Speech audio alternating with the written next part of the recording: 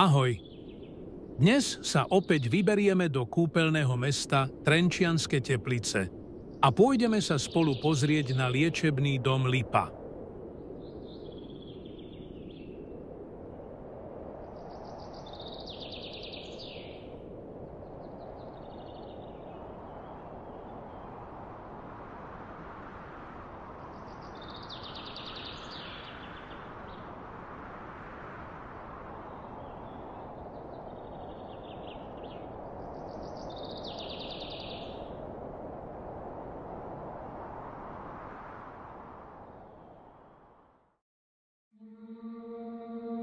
Vznik liečebného domu môžeme datovať do medzivojnového obdobia.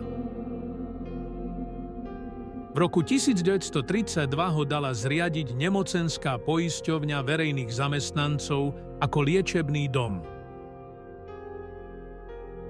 Po privatizácii padol do súkromného vlastníctva a okolo roku 2007 mal byť prerobený na luxusný hotel s viac ako 100 izbami. Tak sa ale doposiaľ nestalo a liečebný dom je dnes už v tak zlom stave, že sa začína samovoľne rúcať.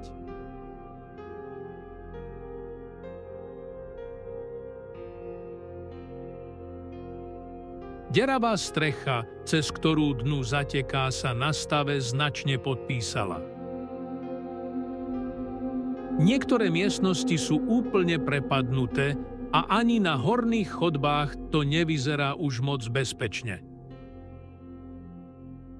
Myslím si, že tento dom už nikto nezachráni.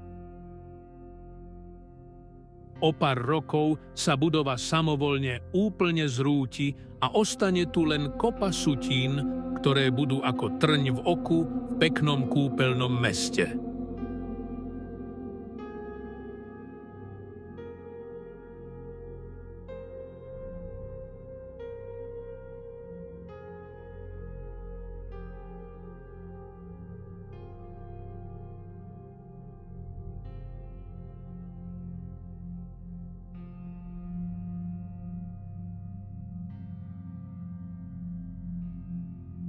A my sa s vami na teraz lúčime a nezabudnite na like a odber, aby vám už nič neuniklo.